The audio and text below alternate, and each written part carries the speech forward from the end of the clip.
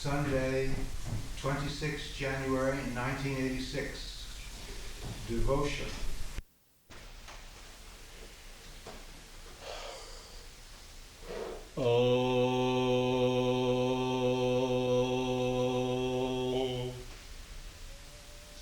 Ya pritir avivekarang vishayeshu anapaini tamanusmarata shami hidayat napasarvatu Om Shanti Shanti Shanti Hari Om Tat Sat.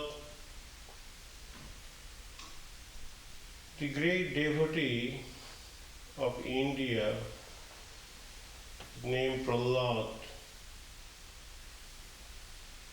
he articulated this verse, and this has been accepted by Swami Virajananda and incorporated in his Bhakti Yoga. So to Swami Virajananda, the content of this verse is very beautiful. It says that, O Lord, common people down the ages are straining their nerves to get organic satisfactions. May I be able to emulate their examples in having doggedness, tenacity and perseverance, but my quest being the truth and truth alone, I like to pinpoint my attention to that great experience of life.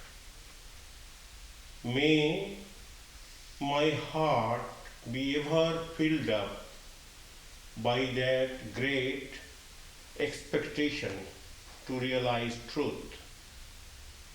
Let us meditate on this theme.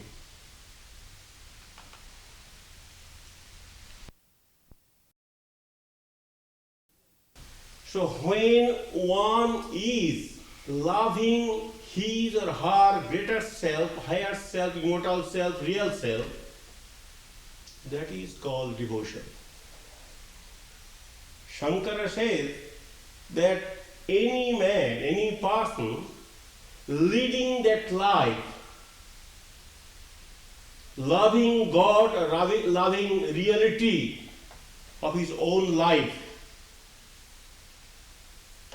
is a great devotee, great yogi, or great truth seeker. So, whenever we are trying to actualize that experience within ourselves by pinpointing our whole attentions on that sole object of reality, that is called love for truth seeking. So, it's all terminology. You say jnana or bhakti, it's all mere verbiage, just words. Essentially speaking, jnana and bhakti are the obverse and reverse of the same coin. There cannot be any difference at all. Now, to have that, you have to have some respect or some sort of sanctified attitude for that state of existence, for that experience, for that enlightenment, for that peace, for that strength, for that freedom. Unless you visualize that quality of existence or that state of freedom, it is not possible for us to make any attempt to realize that. So first of all, we have to have that sort of scheme of life. And you are to have that scheme of life before our gaze. We must have some love for that life. Then, if we can bring one-pointed attention, more we are able to canalize our emotions, all emotions, to actualize that experience, more we are able to withdraw ourselves from the distractions of the world, more we are successful in intensifying our zeal to achieve that, more we realize, enjoy that truth.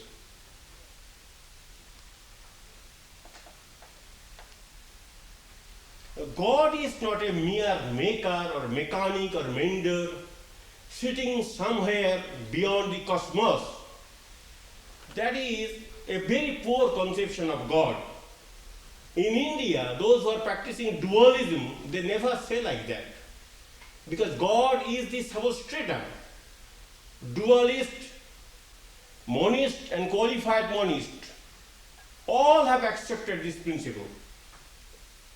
Their approach may be different, but everybody knows, every school of philosophy knows that God is the real self, a real reality, a real substance, a real source, out of which everything comes. So God is like a tree which gives shelter to all the birds to perch in it. God elevates, energizes, animates, sustains, integrates, propels, directs. So God is always everywhere present. Carlyle writes that an absent deity governing the universe from outside the fiction.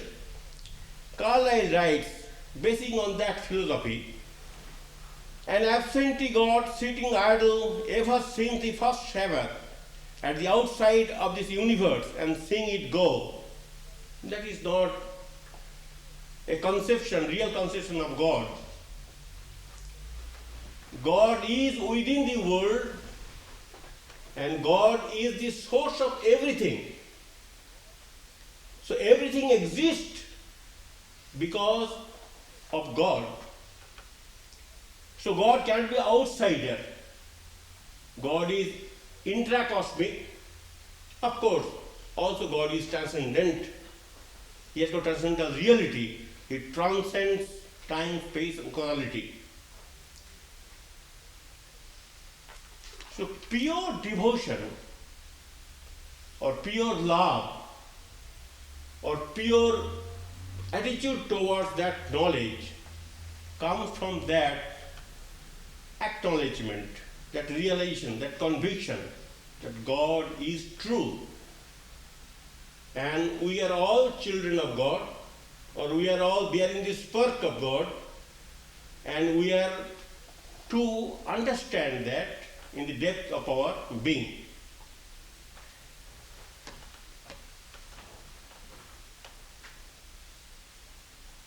Now, this knowledge also comes to those who are specially blessed by Lord. In our scriptures, in Avadut Gita, the first verse writes that unless one is specially endowed with grace, it is not possible for one to aspire after that vision of unity, knowledge of monism.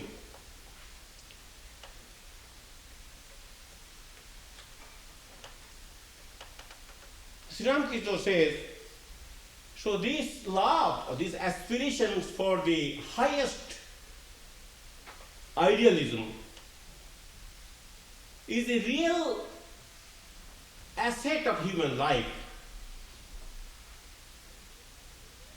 Because if we are able to generate that love for truth, hankering after the spiritual knowledge, if we are able to canalize all our resources to focus on that point, if we are able to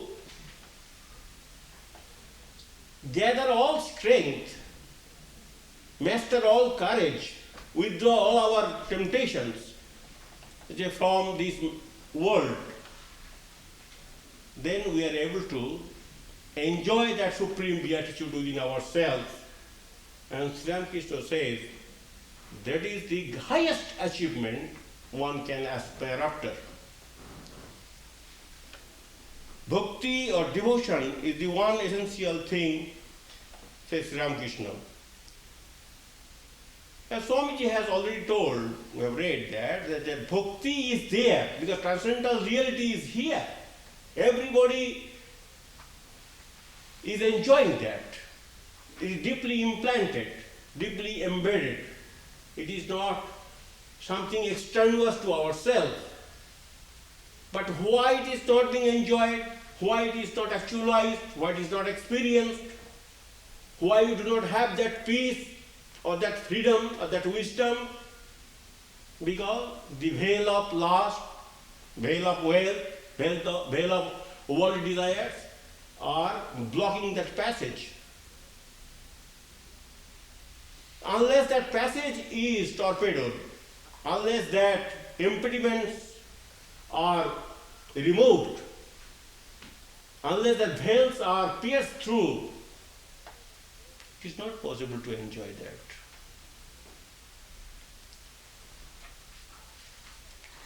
Sri Ramakrishna says that one can see God through bhakti alone. And if God is pleased with such devotees, and if devotees is able to maintain that sort of view that I want to see the impersonal aspect of the God, well, it will be given to the devotee.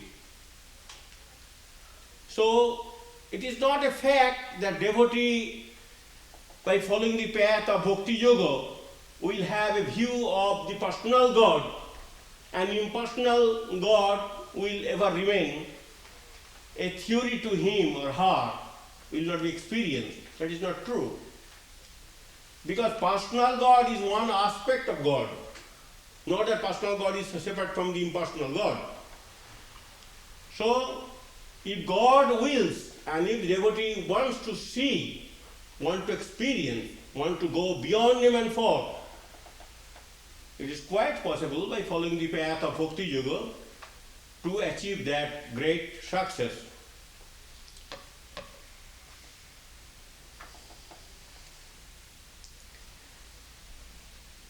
Now, Sri Ramakrishna says that, well, how it is possible? If we have got love, no doubt about that. Most of us are devoting time in search of that realization. But because it is not one-pointed, it is not wholehearted, it is not all-absorbing thought, that's why it is not possible. So Sri Ramakrishna gives the example that, well, as the mother loves the child, as the miser loves the wealth, as the wife loves the husband, if anybody can bring that sort of intense love in spiritual life, if that can be emulated, then it is possible for him or her to enjoy that beatitude.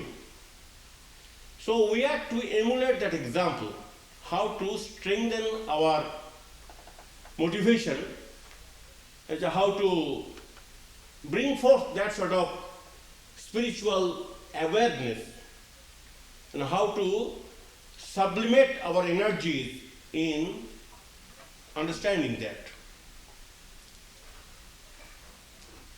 Sri Ramakrishna says, if a person seeks the knowledge of God, he can attain it by following the path of bhakti too. Because knowledge and devotion are the opposites and reverse of the same coin. When you know God, naturally you are bound to love God also. And if you love God through your loving absorption, it is also possible to have knowledge about God. Now Sri Ramakrishna says that, as Vivekananda says, that mere philosophy will not do, theory will not do. Theory as Ramakrishna gives the example that if you say opium, opium, opium, you will not be intoxicated. You have to eat opium, then intoxication will come. So, in spiritual life also, those who want to enjoy spiritual life, even a little bit, one has to practice. The practice is the first and last word in spiritual life. If practice is not done, it remains as theory and enjoyment will not come. Sri Ramakrishna says that if you say that Brahman, Brahman, Brahman, somebody wrote, I am Brahman in the Upanishad, Sri Ramakrishna says, it is that. It is for some qualified person to follow that path.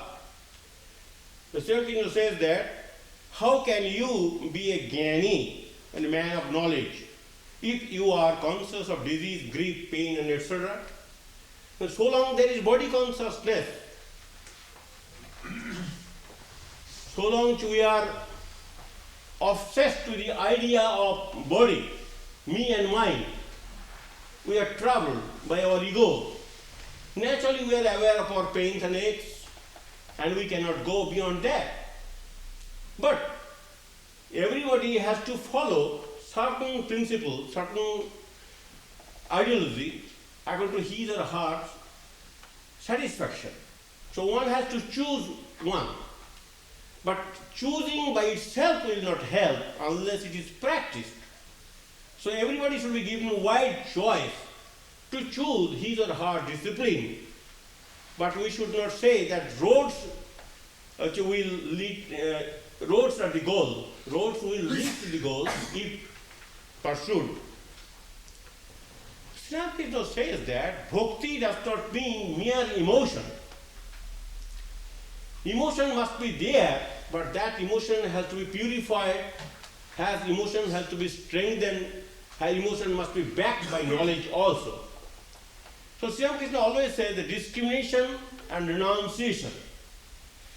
If practiced along with that emotion, then bhakti yogi or man devoted to God through love will be able to enjoy the supreme beatitude, because that emotion will not be misled, because it is backed by knowledge.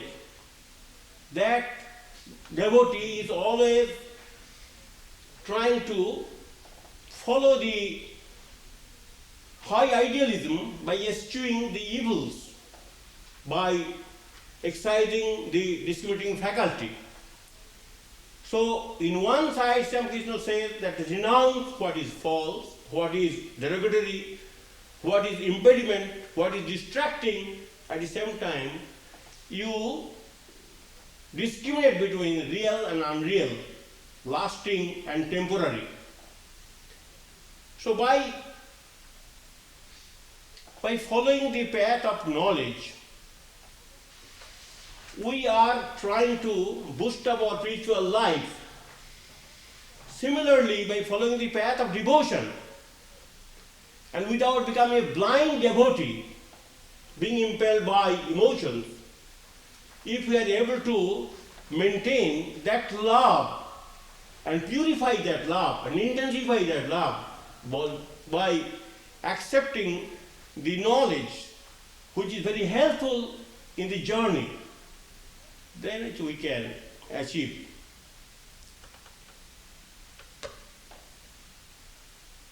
Now see that Nag Mahasaya, if you read his life, what you will say? How he developed his spiritual life and how he reached the highest success in spiritual goal by remaining a strict follower of truth. So he was a devotee. Nonetheless, it was possible for him to achieve the highest goal of life, spiritual life. And we see also in the case of Ramakrishna and Vivekananda and a host of others, even Sankara, that there is no difference between knowledge and devotion in the ultimate stage. knowledge will bring devotion and devotion will bring knowledge. Vivekananda had knowledge, but Vivekananda was asked to work for the master, for mother. So he gave his life, dedicated his life. He worked for the satisfaction of the mother and mother's children. So when he understood that God is the supreme reality, and that reality is found in the world, in the children, there are heirs of immortal bliss, the children of God. So that knowledge cannot make him idler. He had to sacrifice his life, he had to dedicate his energies, he had to give all, everything at the altar of God, at the altar of his supreme knowledge. Now, in our life, we find that two major impediments are there. One is lust within and enjoyment without.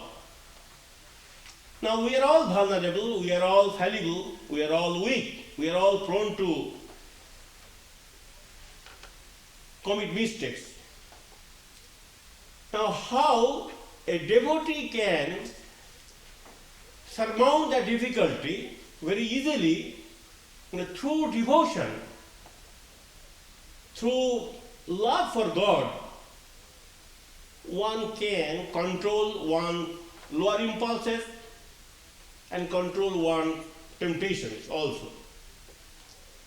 So both the royal enemies can be subdued, can be overcome by generating love within us. The love for God will make our mind pure, and gradually the lust and other impulses will leave us slowly.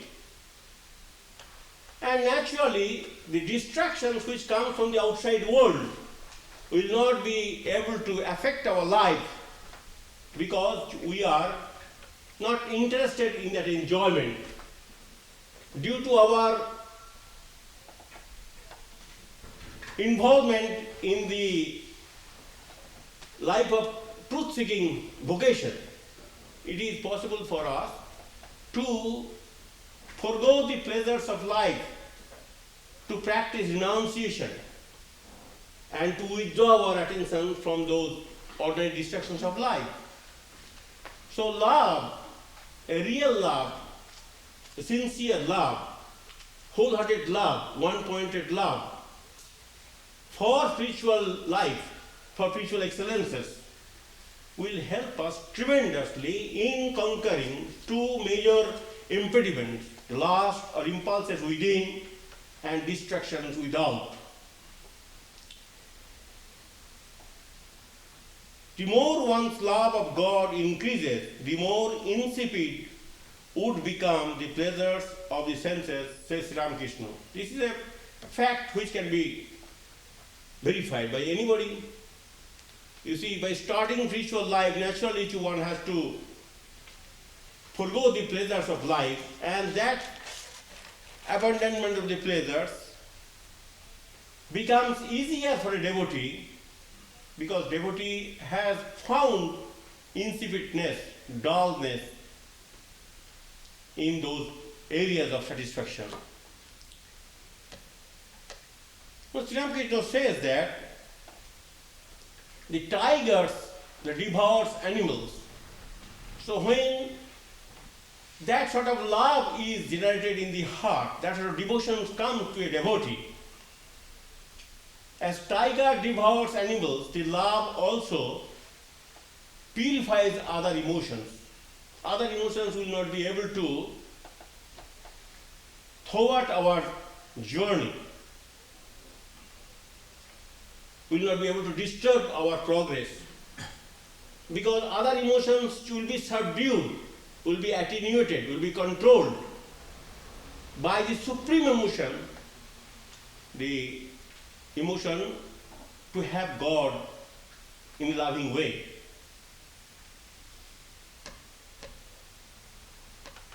Saint Thomas Aquinas, when he was a young boy and intended to join a monastery, his own kith and kin, own brothers and sisters, own family members tempted him.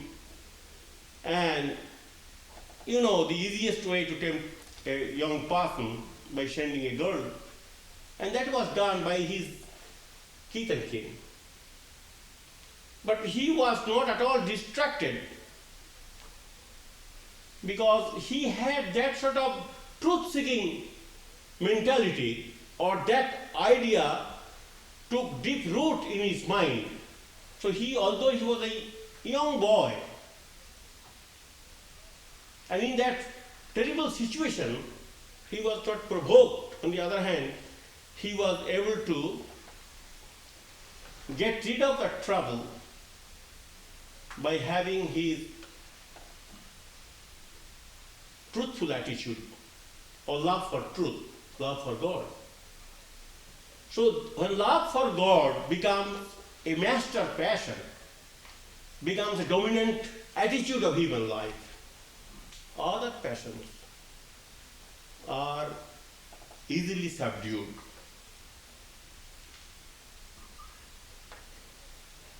There is another example that as fire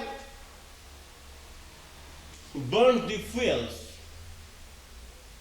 and it is transformed into ashes, so this fire of love, or this fire of idealism, this fire of devotion will also burn the fuels of other emotions and will make them effete, make them ashes. They will die. They will remain subdued.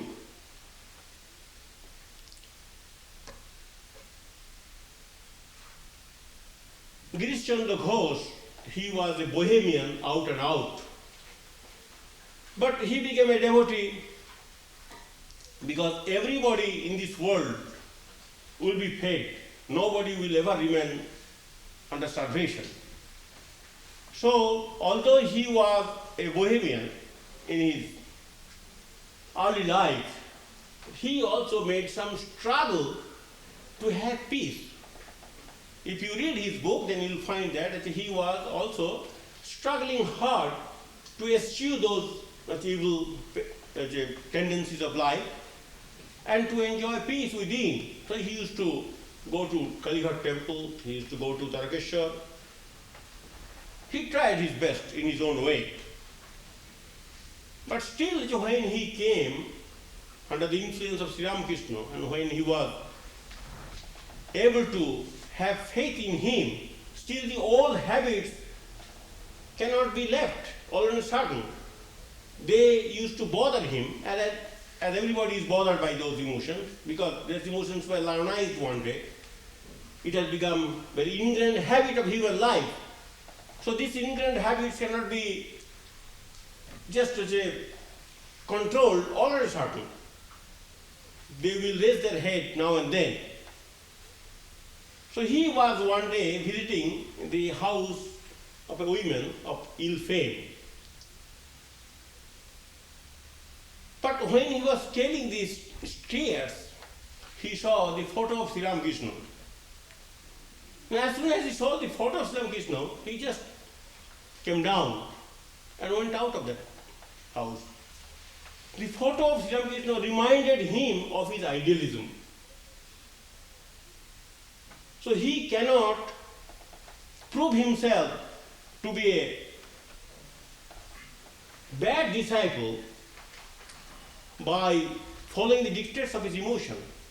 He left that house then and then, whenever his eyes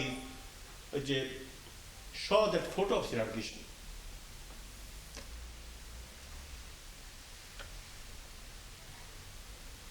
Now, compensatory force, that it compensates everything. Now, Lincoln was a very ugly man. But why Lincoln was loved by so many people? Due to his ugliness or due to his compassionate heart?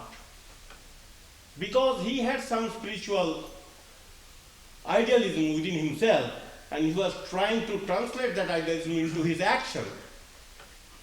Due to that habit, due to that expansion of vision or expanded life, that pure motive, it was possible for him to command respect from others. So it compensates when divine love takes root in our life, when we are impelled by that emotion.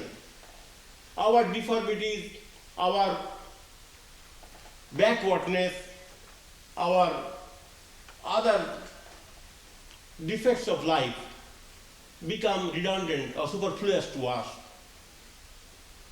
Ida Ansel, she was handicapped.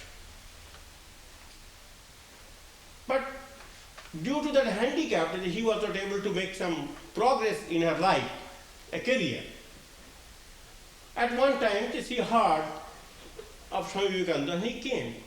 And she was very much benefited by his teaching, and his old thought of her deformity vanished from her mind. She was blessed, she was contented, she was fulfilled.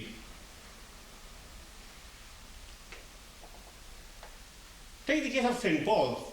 If St. Paul's were not blessed by the vision, if he was not able to change his life, he would have been noted in history as Saul. So Saul died and Paul was born out of the death of Saul. So that transformation or transmutation of personal life gives us total satisfaction, and earlier defects are forgotten. Then divine qualities, that means divine qualities mean love, compassion, truth, simplicity, chastity, purity, and all that. These divine qualities, when they are allowed to grow, allowed to be nurtured in the subsoil of our mind, then that person becomes beautiful, not the beautiful person is liked for her beauty, or his beauty, or for other embellishments. It is the quality of a hidden heart that endears oneself to others.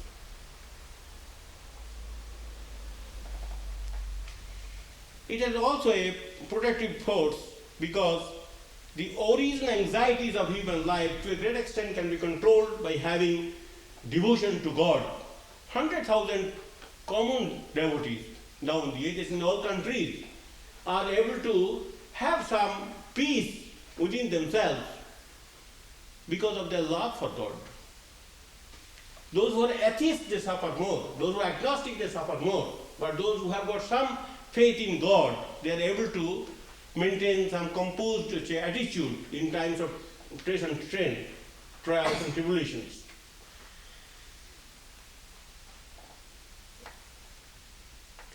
Then it also have a directive and integrating force, because as Swamiji writes that bhakti is not destructive. It teaches that all our faculties may become means to reach salvation. We must turn them all towards God and give to Him that love which is usually wasted on the fleeting objects of the senses. So when that master passion takes place in our life, and when we are imbued by that idealism, when we are able to focus our attention to God or to truth, to the transcendental experience, then other emotions gradually will be helpful in focusing that attitude. Bhakti is the intense love for God. Now, we are all weak people, but let us have some stories or anecdotes from great saints and sages who have exemplified in their life that sort of intense love. Swami Virajananda had one disciple, Somananda. He comes from Bangalore. He was a young boy, maybe 17, 18 or 19. He never saw Vivekananda, never heard about him in that way, and never knew Ramakrishna or anybody else. When Vivekananda was coming from in the West. Somehow he heard, or due to his old sanskaras, that sort of attitude was developed in his mind, in his brain. He told his mother, I am going in search of Vivekananda. If I am accepted by him, I will give up this world and take sannyas. Without money, it's a fact, without money, he started journey from Bangalore to Madras. Unfortunately, he was told Swami has left for Calcutta. With the same, in the same way, he traveled from Madras to Calcutta. Swamiji was not found there. Swamiji has gone to Kashmir. If you look at the map of India, you'll understand what is the difference between Kashmir and Bangalore. And he was walking all the way from Bangalore to Calcutta to Kashmir, a boy of 20, without money. Then he was told somewhere in the caves Swamiji is meditating. So he waited for some time, and due to that burning desire, it was fulfilled by the divine providence. He came in contact with Swamiji, had his sannyas, and not only that, anybody can do like that for thrill, for fun, for name and fame, as most of the people are doing nowadays. He gave his entire life for spiritual cause. He lived that life in Alsur in Bangalore. The center is still there. And he dedicated himself to the cause of holiness and purity. So these sort of burning desires we may not have to that degree, to that intensity, but we should try to emulate those examples as much as possible.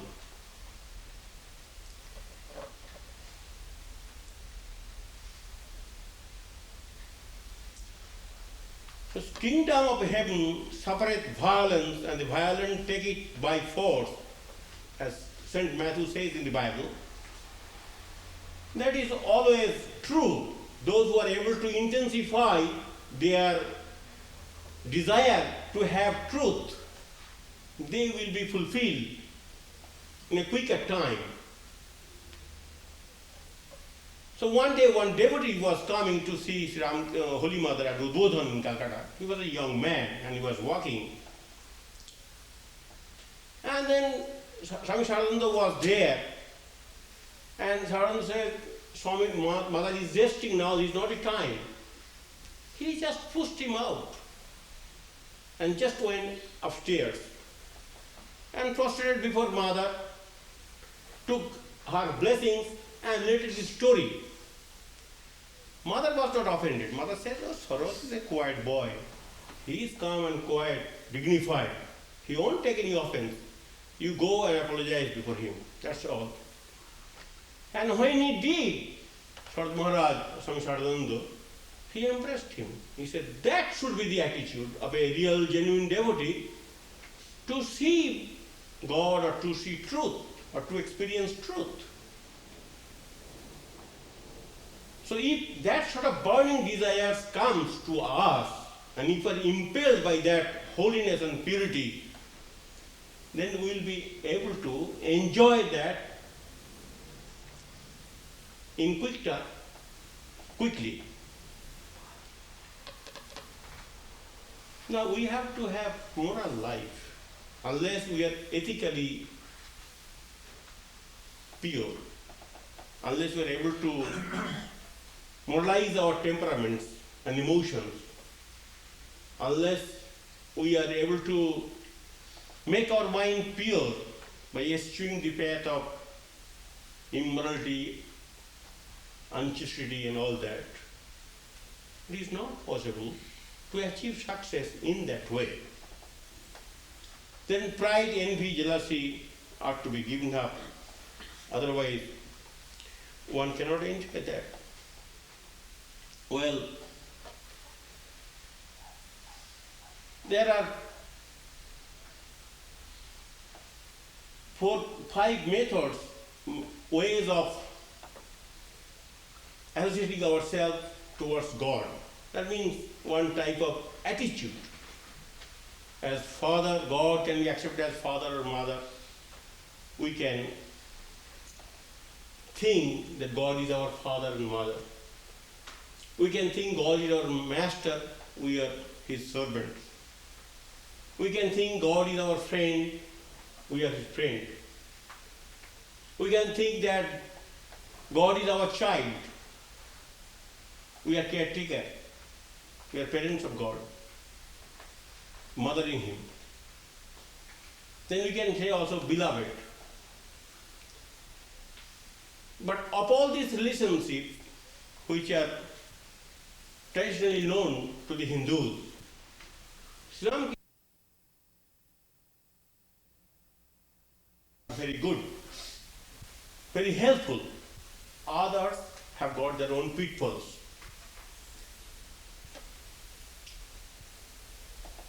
Now, spiritual life also can be practiced by those who are disillusioned about the worldly prospects. So long our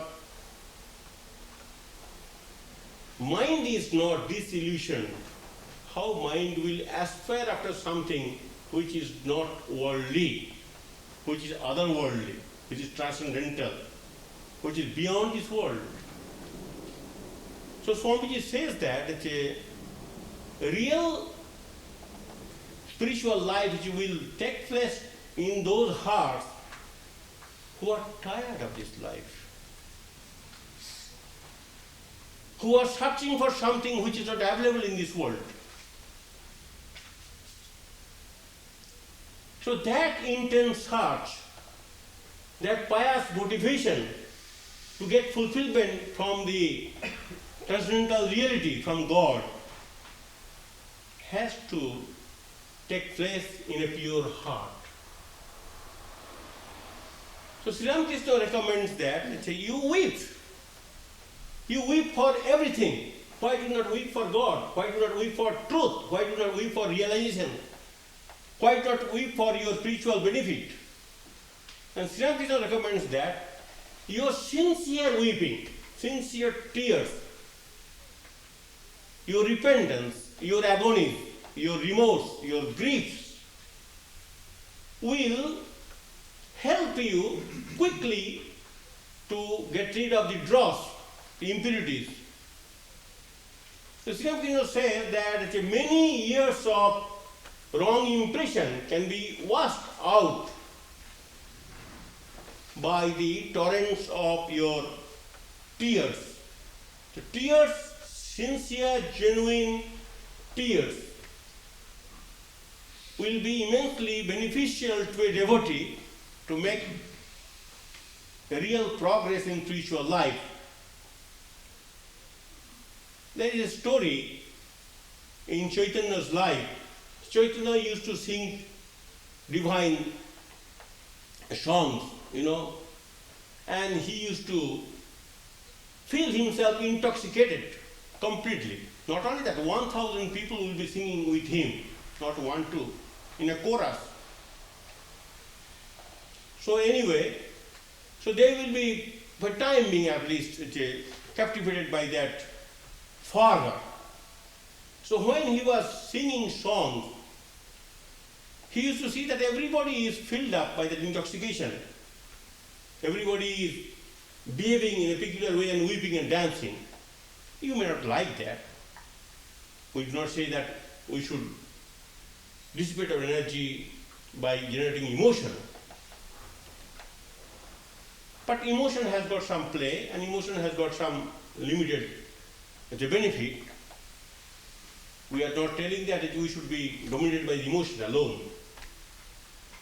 But he used to notice that one person is not at all weeping, always remain ordinary. He is not captivated by the emotion. So one day he saw, to his surprise, that man is weeping. Then he came and he was surprised and he embraced him. Oh, you have become a devotee, you are weeping. You are so much charged with that emotion that you are able to shed tears for God. He said, sir, I have got no emotion at all. I have got no devotion at all. But I have been coming and witnessing your emotions and others' emotions. I feel very unhappy. So I put oil in my ears, and in that way I caused tears.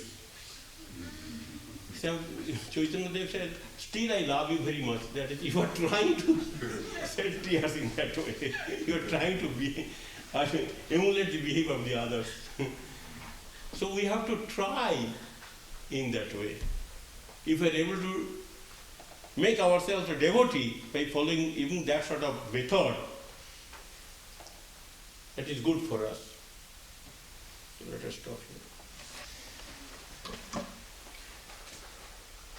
Om Asato ma Satgamaya Tamoso ma Jyotirgamaya Mrityormayamitangamaya Avir Poedhi Rudra Jati Dakshinang Mukham Tenavang Pahinityam Om Shanti Shanti Shanti Hari Om Tat Sat.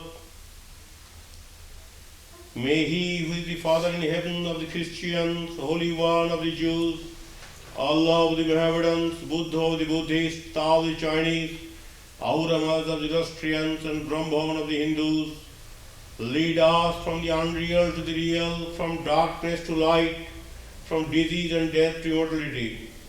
May the all-loving being manifest Himself unto us. May the all-loving being manifest Himself unto us. May the all-loving being manifest Himself unto us and grant us abiding understanding and all-consuming divine love.